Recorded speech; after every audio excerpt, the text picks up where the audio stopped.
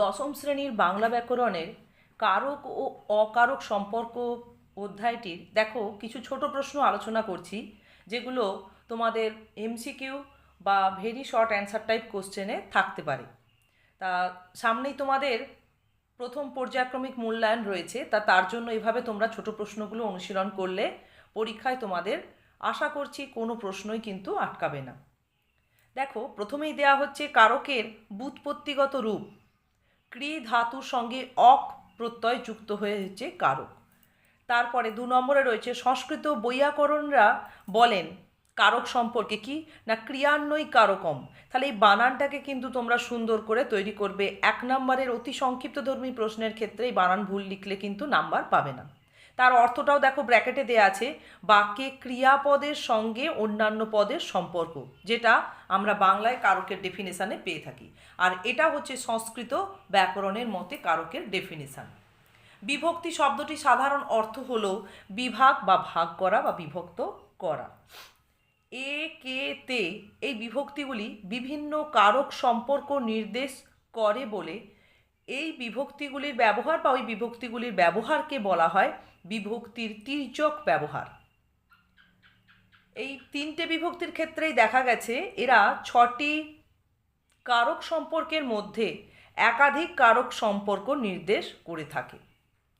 এরপরে দেখো, নির্দেশক বাক্যে ব্যবহৃত বিশেষ্য কিংবা বিশেষণ পদের আশ্রয়ে ব্যবহৃত হয় বলে তাদের বচন নির্দেশ করে। এবারে বচনের ক্ষেত্রে হয় সেটা হবে এক বচন নয় বহু বচন।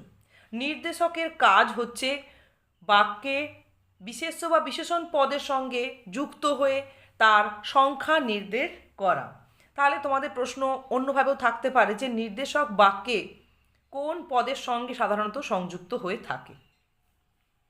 এরপর দেখো, অনুসর্গ বিশেষ্য বা সর্বনামের অনুপদ বা পরপদ রূপে বাক্যে ব্যবহৃত হয়। সেজন্য এর আরেক নাম কি না পরসর্গ। মানে বিশেষ্য বা সর্বনাম পদের অনুপদ বা পরপদ, মানে বিশেষ্য বা সর্বনাম পদের পরে বাক্যে ব্যবহৃত হয়।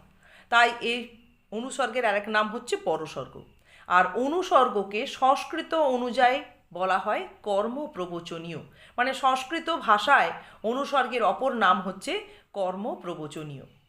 আমরা বাংলায় যে সমস্ত অনুসর্গ ব্যবহার করি তাদেরকে প্রধানত দুই প্রকার রয়েছে বা দুই ভাগে ভাগ করা হয়েছে। প্রথমটি হচ্ছে শব্দজাত বা নাম অনুসর্গ, যার উদাহরণে আমরা দেখি কর্তৃক, নিমিত্ত, বদলে, বনাম এই ধরনের শব্দগুলি আসে, যেগুলি শব্দজাত বা নাম অনুসর্গ। আর ক্রিয়াজাত অনুসর্গ বা অসমাপিকা অনুসর্গ। আসলে ক্রিয়াজাত অনুসর্গটি হচ্ছে অসমাপিকা ক্রিয়া, যেটি বাক্যে অনুসর্গ হিসেবে চিহ্নিত হয়ে থাকে। করিয়া, চেয়ে, বলে এগুলি হচ্ছে এই অসমাপিকা ক্রিয়াগুলি বাক্যে থাকলে, যে কোনো অসমাপিকা ক্রিয়া বাক্যে থাকলে সেগুলিকে ক্রিয়াজাত বা অসমাপিকা অনুসর্গ হিসেবে চিহ্নিত করা হয়। এরপরে দেখো, প্রয়োগ হিসেবে একাধিক অনুসর্গের পাশাপাশি প্রয়োগ দেখাও। তোমরা এই উদাহরণই যে দিতে হবে তার কোনো মানে নেই, যে কোনো উদাহরণ তোমরা তৈরি করে রাখতে পারো। আমরা মেঘের মধ্য দিয়ে চলেছি, আমরা বনের মধ্য দিয়ে চলেছি, বা যেভাবেই হোক, যে বাক্যই তুমি গঠন করো না কেন, যেন সেই বাক্যে ভিন্ন অনুসর্গ পরপর দুবার, মানে দুটি অনুসর্গ পাশাপাশি থাকে এবং অনুসর্গগুলি যেন ভিন্ন হয়। এরপরে আরেকটি বিশেষ উদাহরণ দেখো, অনুসর্গের দ্বিতীয় ব্যবহার। এক্ষেত্রে কি না একই অনুসর্গ পরপর দুবার ব্যবহৃত হচ্ছে। ভক্তদের সঙ্গে সঙ্গে চলেছেন ভগবান, সঙ্গে একটি অনুসর্গ, একই অনুসর্গের পরপর দুবার ব্যবহার রয়েছে।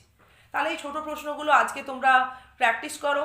এরপরে ধারাবাহিকভাবে বেশ কিছু পর্বে আমি তোমাদের আপাতত কারক ও অকারক সম্পর্ক অধ্যায়ের উপরে ছোট প্রশ্ন আলোচনা করব।